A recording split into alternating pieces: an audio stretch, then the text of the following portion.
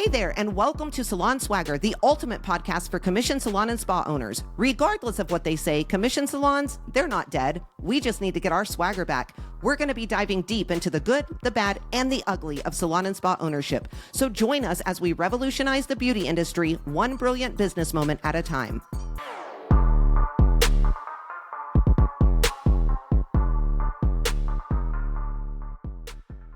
Hey there, salon and spa superstars. Welcome back to Salon Swagger, the podcast where we dive into the good, the bad, and the ugly of commission salon and spa ownership. I'm Brie, and I am joined by none other than Chandra C. How are you, Chandra? Doing good. Just getting through all my crazy salon flood nonsense, but we're almost in the home stretch. So all good. Awesome. Well, I don't envy you, but I am so excited to see because it is going to be gorgeous when you get done. Well, today we are going to tackle a topic that many commission salon and spa owners face, the difference between fearing failure and fearing mediocrity. And I'm going to be honest with you, I think that every single person in this world probably deals with this at some point in time. Every entrepreneur for sure. I know that I've dealt with it. You said you've dealt with it. And so I say, let's jump right in, get this out of the way so people can start busting moves and moving forward. How does that sound? Sounds great to me. Let's start with the fear of failure. The fear of failure it's that nagging worry kind of in the back of your mind that says, what if I mess up? What if my business doesn't succeed? And it can be absolutely paralyzing if we're not careful. Think about it. You've put your heart and soul into building your salon or spa. You have put blood, sweat, and tears into building it, right? You've invested time, money, energy, all of those things. The thought of it falling apart can be absolutely terrifying, and it can paralyze you. You might worry about not being able to pay your bills, disappointing your clients, your team not being happy, or even losing the reputation that you've worked so hard to build. When I first started out, I was so terrified of failing, and it hit me in many different ways. It wasn't like, oh, I'm just scared of this, right? Failing at this point, like it was in my brain everywhere all the time, causing severe anxiety. I'd constantly worry about whether I was making the right decisions, if I was leading my team in the right way, if I was spending my money correctly, if my clients were going to come back. Anything you can think of started going through this crazy head of mine. And every small setback felt like a huge disaster, when in reality, it wasn't. It took me a while to understand that failure is a part of the journey, and it's a part of the journey for all of us in one way or another. It's not a sign of weakness, but an opportunity to learn and grow. And I hear people, let me rephrase that. I used to hear people say that all the time, and I would literally laugh at them. I would be like, those are people that have never failed before, right? But that's not true. Really, it isn't a sign of weakness. It is an opportunity to learn and grow. So can you share an experience where you faced the fear of failure in your business and how you were able to overcome that? Yeah, I mean, I think that especially in the beginning, when I first started being a business owner, I was afraid of a lot of the things that I had to do. Like I jumped into it pretty quickly and I didn't really think about all of the different tasks that were going to be on me or how I had to be the face and the leader of this company. You kind of just jump in thinking this is going to be great. I'm going to open my own business. And then all of those things sort of hit you and you start to really feel that fear inside. And you start to feel like, am I going to be good enough for this? Can I do this? Am I making the right decisions? Am I doing the right thing for the business, for the team, for myself? And so that fear really starts to creep in. And I think for me, the biggest thing was really kind of having to take that and compartmentalize that and really kind of figure out exactly what I was afraid of and what are the things that were holding me back. And so that's kind of one of the ways that I started to overcome it was really kind of facing it and realizing what those things were and then figuring out what I needed to do to start getting past that if I was going to continue to build and grow that business. Yeah, it's so true. You know, coaching salon and spa owners all the time, the majority of us have a similar story in the beginning. We had a passion for hair, skin, nails, whatever it is. We wanted to hire a bunch of people to work with us and just have fun throughout the day. And I think we have touched on this so many times. It's a big problem in the beauty industry, especially when it comes to commission salon and spa ownership. We just think that it's going to be that simple. We do not think of all of the decisions and the things that we have to do on a daily basis. Sometimes we even don't realize in the beginning that there are people depending on us, not our family, but actual employees depending on us. And I think for me, that's when my fear really, really set in. I was like, all of this is on my shoulders. One wrong move and we're screwed. Like, this is a big deal for everyone. It caused me to be paralyzed in so many ways.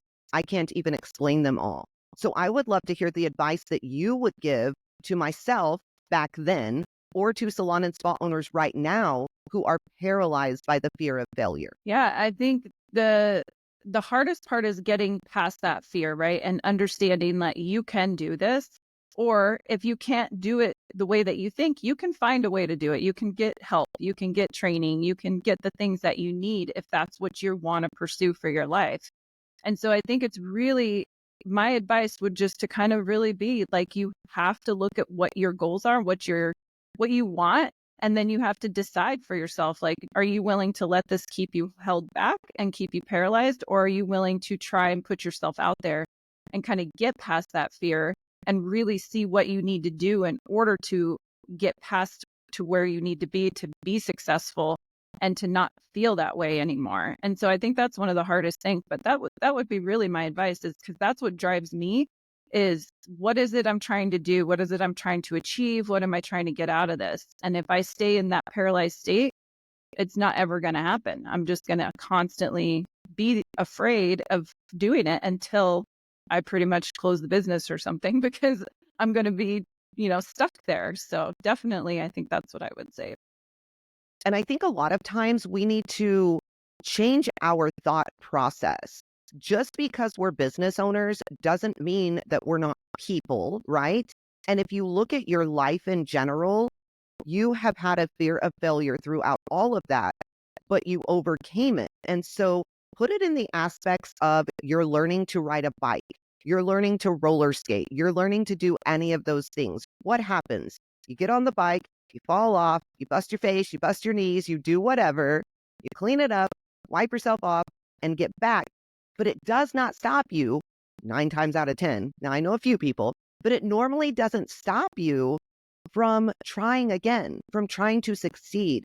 And so I think sometimes because we are business owners, we look at that in a different way to where we need to just simplify it a lot more and put it in ways of learning to ride a bike, not paralyzing ourselves, getting back on that bike. So eventually we can go play with our friends. We can do whatever we need to do, right, on the bike. When you are afraid of failing, it's going to stop you from making really bold moves or from even taking risks that could actually really, really pay off. Let's just say you might hesitate to invest in new training for your staff or to try out a new marketing strategy because you're worried it might not work out. Right? That's the key word, might. This fear can lead to massive missed opportunities that could have taken your business to the next level. However, you are still stuck right where you are, or maybe even a level back. If you are always playing it safe, you're not giving your business the chance to grow. You're not giving your team the chance to grow. You are not giving yourself the chance to grow. You might avoid launching things like new services or expanding your offerings because you're afraid that they're not going to succeed. But what if they do? What if they do? What if that new service becomes the next big thing in your salon or in your town, right? Or in your area? For me, I live in a really small area. So if you get known for something around here, people are driving 50, 60, 70 miles to come experience that. And so it's really important that you look into that. The fear of failure can also affect your team. Your staff is going to sense that fear, and it can affect their confidence and their motivation. If they see you constantly holding back, they are more likely to do the same. This is going to create a culture of complacency, which none of us want, where no one is willing to take risks or even push the boundaries. So have you ever missed out on an opportunity, a significant opportunity really, because of your fear of failure, And what did you learn from that experience? I think the biggest opportunity that I missed out on for many years was not necessarily understanding that it was okay to push my team and to really get them where they needed to be and helping them learn how to be successful and how to do all those things. I was afraid to push that. And so I think that opportunity or losing that opportunity held us back for many years and cost us a ton of money because we just were complacent. Exactly like you said, that complacency sets in and they're just kind of doing their thing and they're afraid to take those risks and, put themselves out there. And I'm afraid to put myself out there to help them do that. And so that really cost us a lot. And so I think overcoming that, really learning that it's okay that I can push them and that things are going to be fine. They're not going to quit and they're not going to, have a meltdown or whatever. Things will be okay. And they can start seeing that. And then they start succeeding and then they start pushing themselves. And all of those things kind of come full circle. So that's how we really overcame that.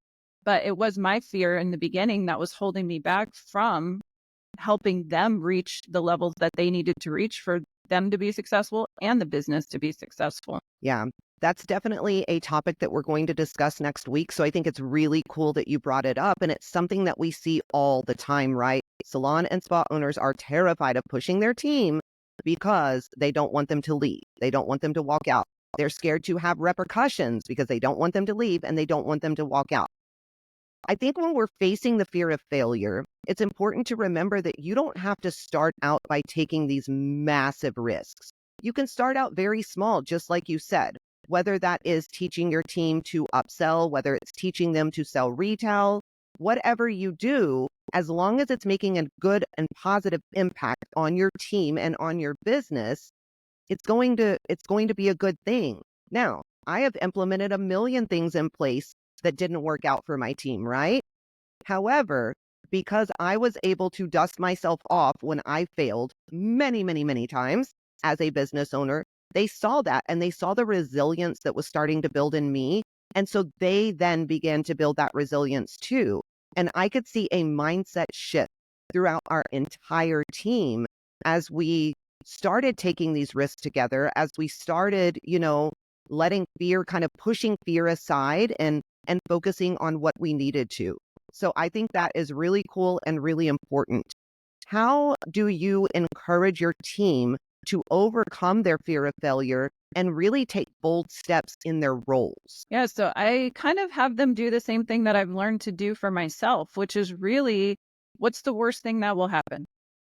It's like telling them, like, if you try this and they're afraid to do it, or I'm afraid to do something, what is the worst thing that's going to happen? It's just not going to work and you're going to try something different or you're going to move on to something else. Most of the things that we're so afraid of doing are really not so detrimental to our life. Like they're usually things that are not going to be the world's going to, end because we tried this thing. But we feel like that's what's going to happen when we're worried about it. And so I really help them do that, work through that with them, kind of like, okay, what's the worst thing that's going to happen? Let's try this. And then if this doesn't work, let's learn from it and let's try this. And then we can kind of go from there. And what I've noticed that's really cool in my team is I've noticed them starting to take more risks in their personal lives as well in a positive way, that their personality before we started working through these things would have held them back. And so not only are they pushing themselves for more success in the salon, they're also trying things in their personal life that maybe they would have been afraid to do if we hadn't started working on getting past those fears for them too. That's really cool. I think as we're talking about this, I'm realizing, which I kind of knew, but I'm realizing even more that you start to build trust in yourself, right? Like you start to build trust in yourself. Your team starts to build trust in you. They start to build trust in themselves. And it's just a positive reaction all the way around. Even if you stumble, even if you fall, that trust is still there. And so I can see now why we both have the types of culture that we have in our studios, because we have taken these risks. We haven't let fear stop us.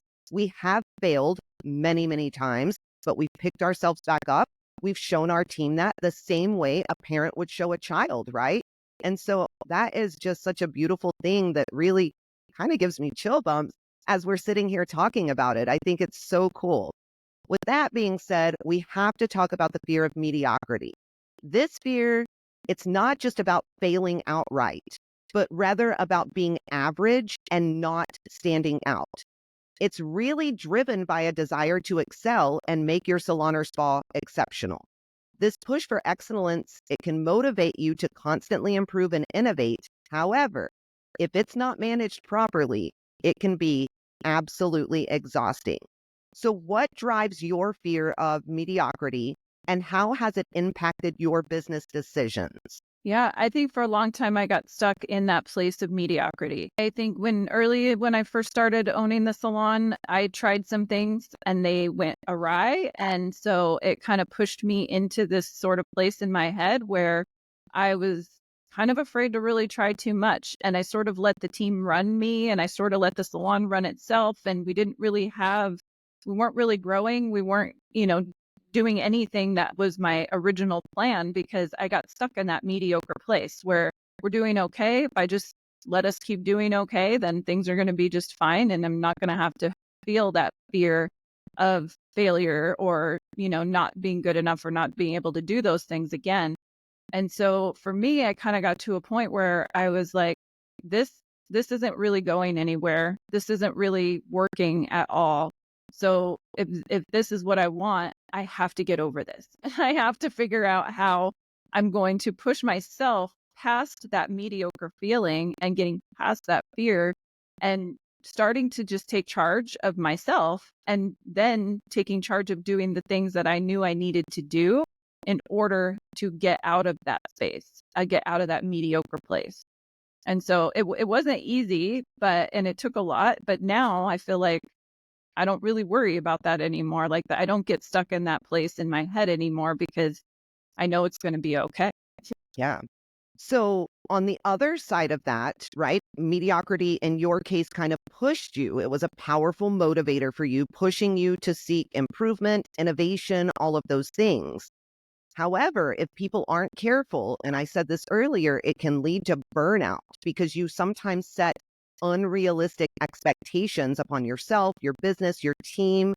So it's crucial to strive for excellence while also setting realistic goals and celebrating your progress along the way. I think people really need to understand that because I have seen some people, AKA me, push themselves to the limit so far that there was nothing left to give, literally nothing left to give.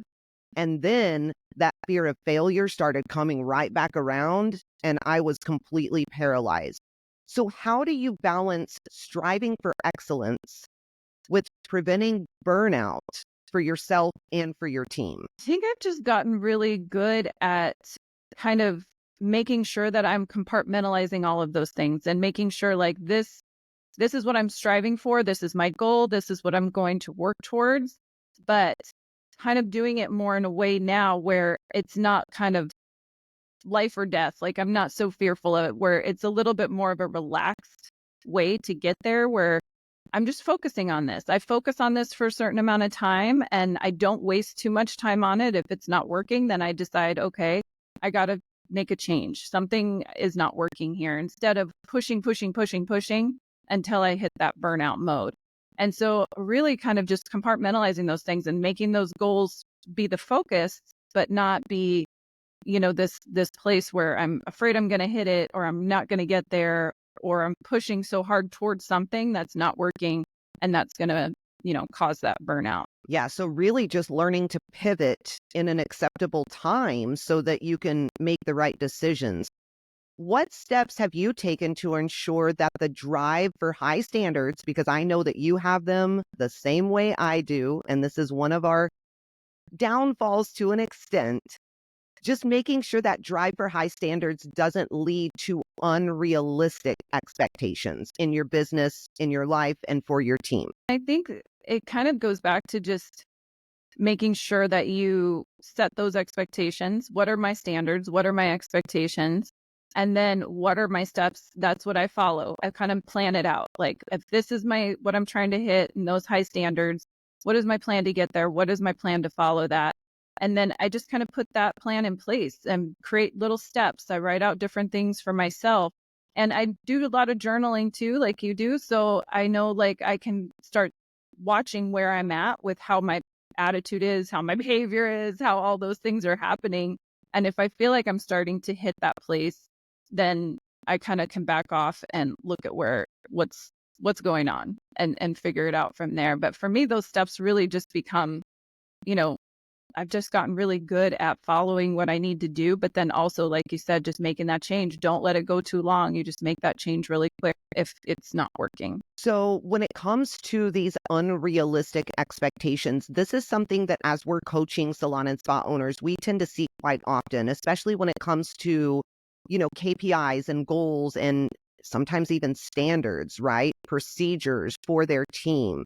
How do you make sure that your expectations in that area stay realistic and not because we don't want our teams to feel like they're failing. We don't want to feel like we're failing, right? If I'm making 10 grand every single month, I'm not going to set a $150,000 goal for the next month.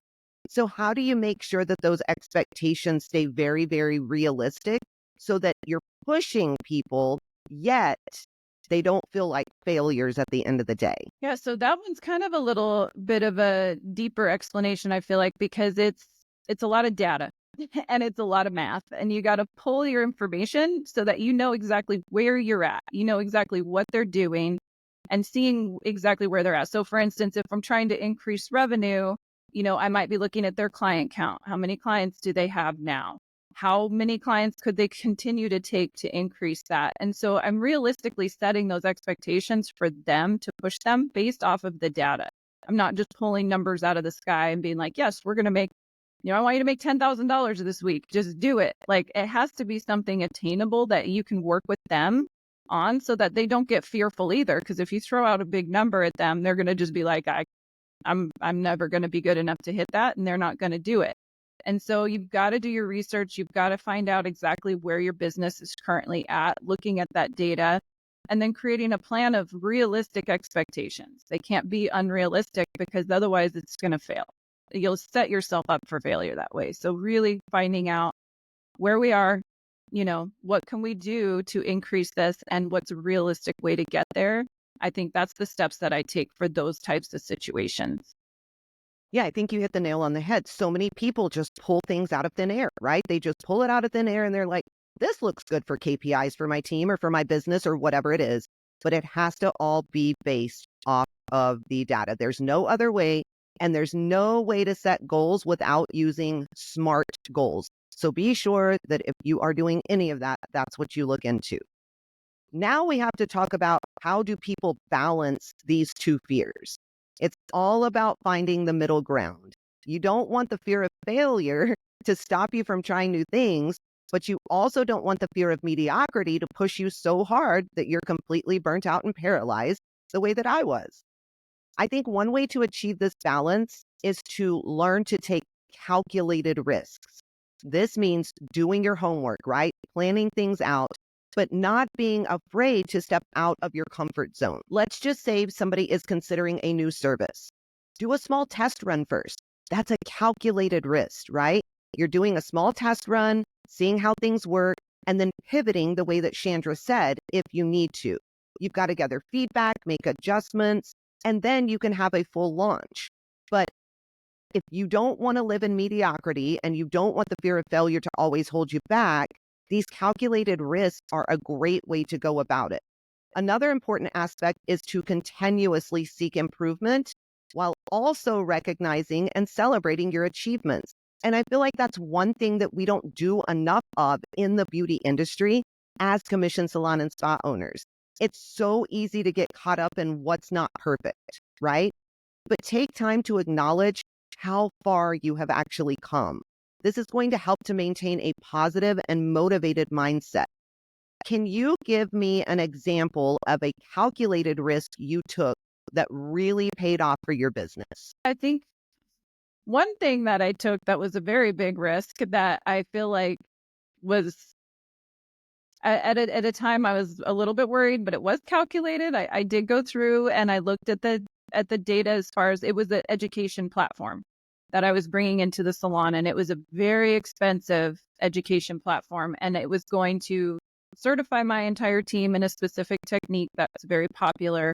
And so I was a little bit worried about that because I didn't know if we were going to get a return on investment on that. Our team wasn't doing bad work, but it was more really amping up and making them more efficient in a certain way. And so I definitely did the math. I looked at how, if we can make this more efficient, how can we shorten our timing down on this? Can we raise our prices because we now have this certification? What are going to be the different things that are going to benefit from it?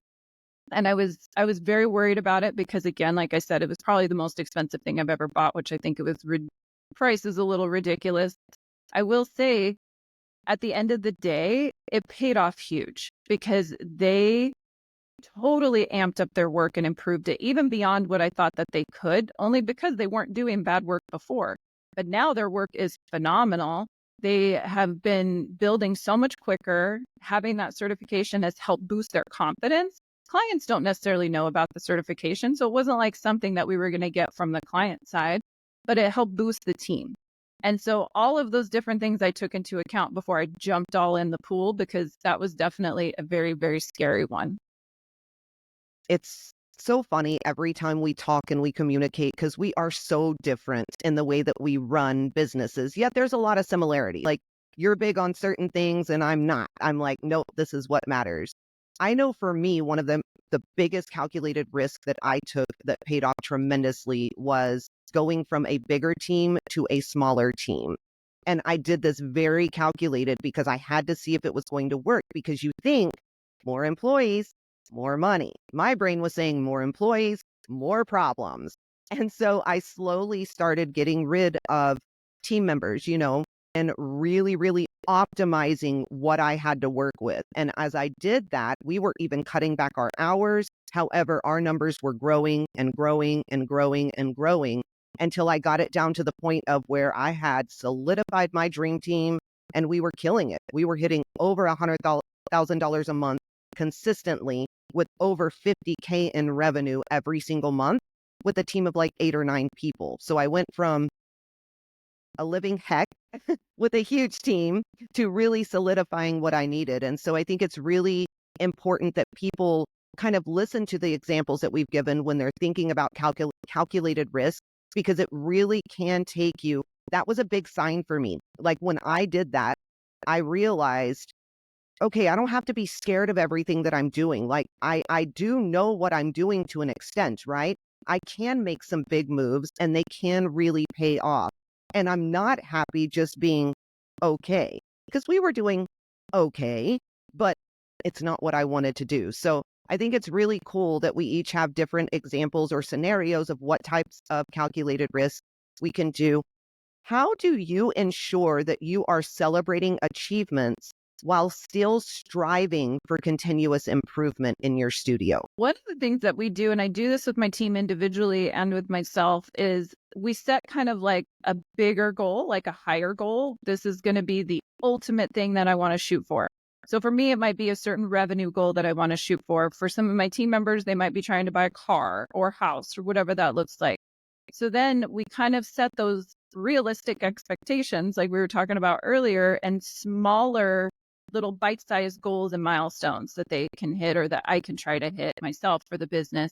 And so we do that because then once we hit those smaller ones, we're still trying to get to that ultimate goal.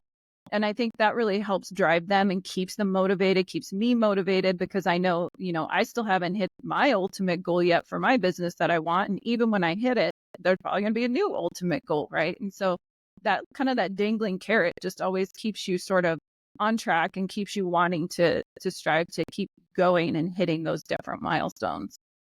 I love that, because we have to continuously improve. That was like me. I always said, if I hit the $1 million mark, I'm good. But I'm telling you, the day I hit the $1 million mark, it wasn't good enough. Like, I wanted something else. I wanted my team to make more money. I wanted the business to do better. I wanted to get my profitability up. And so it's important, but it is important to celebrate those small steps and those small milestones as you're going through. So that is one thing that makes you the best boss ever. That's all I'm going to say. I think it's awesome. Well, I want to make sure that before we get off of here, we give people some practical tips for maybe dealing with each of these fears. So let's start with the overcoming the fear of failure. And I think setting those realistic goals and celebrating small wins is a great place to start, right? And then embrace failure as a learning opportunity. Every mistake is a chance to learn and grow. It really, really is. Surround yourself with a supportive network. Having a mentor or a group of peers to lean on, it can make a huge difference if you are dealing with the fear of failure. So for combating mediocrity, I think continuously seeking feedback is really important. So always look for ways to improve, to stand out, investing in ongoing education and training. Keep yourself and your team updated in every single way that you can. As a business owner, that is one thing that you should be doing all the time. Create a culture of excellence within your team, just the same way that Chandra has at her studio, right? Encourage everyone to strive for their best, recognize their efforts. That's going to be extremely, extremely important. So out of those tips, which of them have you found the most helpful in your own experience and why? I think probably the most helpful one really is the team, like really helping to strive the team and getting through that part of it, because I think they're the ones that are going to make the business too. And so for me, all those other things I can do and I can offer, which helps them and it makes things better. And for me, I don't feel like I get stuck in that mediocre place anymore. And so I don't necessarily feel like, at some point, if you're in that place, that might be the most important thing that you need to work on. But right now, for me, it's more so really being able to push my team and not being afraid of that and having that process in place where that they're going to grow the business for you. And so I think that's one of the most important places that I put my focus. I love that. So now I just want everyone that's listening to take a moment because reflection is so important. I want you to think about your own fears. Are you more afraid of failing or are you more afraid of just being mediocre? When you get a chance, just write down these fears and think about how they affect your everyday business decisions. Then I want you to come up with a plan to address them. This is one way to just get one foot in front of the other. Let's just say you're afraid of failure. Okay? Setting small, achievable goals that can help you build your confidence. What can you do in the next 14 days or 30 days, right? That can help you build your confidence just a little bit. If you are fearing mediocrity, look for one area in your business that you can improve and start making changes right there. And journal it. Like Chandra said, we both journal everything. So just start with little bitty steps. Reflection is a powerful, powerful tool that is not used enough. It's going to help you understand your motivations and identify areas where you can grow. So take some time after this podcast to really think about these questions and how you can apply the insights to your business. I know you journal, Chandra, but how do you use reflection to understand and address your fears in business? I usually write down like what I'm feeling as far as that fear, like what is causing it? What's making me feel this way? Is it a specific situation? Is it a specific thing I'm afraid to do? What is it that's bothering me? And so I always do write those things down, and then I really sit down and I reflect on that. Like what are the outcomes of this? Let's say I don't do this. What could happen? What if I do this? What could happen? The things that I'm afraid of doing. Because sometimes when you start doing that and you break those things out, that's kind of where I like to reflect on it, because sometimes if I don't do this, the consequences could be bigger when you really break it down and look at it than if you actually do it. And so I like to break it down that way. It helps me really decide kind of, what's going to be the best thing, or helps me get over that fear. Cause I'm like, all right, now just get over it, because if you don't do this, it's going to cause you more problems. And then I move on. Well, to wrap things up, just remember both fears are natural and they can actually help you grow if you learn to manage them well. So don't let the fear of failure stop you from taking risks, and don't let the fear of mediocrity push you too hard. You have to find that balance, keep striving for excellence, and keep learning from your experiences. I just want to thank everybody for tuning in today. I hope that you found this episode helpful and inspiring. Remember, it's okay to have fears, but it's how you manage them that is going to define your business success. With that, Chandra, what final piece of advice would you give to our listeners about managing their fears? I mean, honestly, one thing that helped me forever that I think is always in the back of my mind is, you guys know I love Disneyland. I'm always talking about Disneyland. And so one of my favorite quotes that drives me is from Walt Disney, and it's just keep moving forward. And I think that's the biggest thing you can tell yourself all the time is just keep moving forward. If you get stuck in that place, keep going. If you get, fears paralyzing you or holding you back, just keep moving forward. So, all right, guys, thanks for listening to Salon Swagger. If you enjoyed today's episode, please subscribe and leave us a review.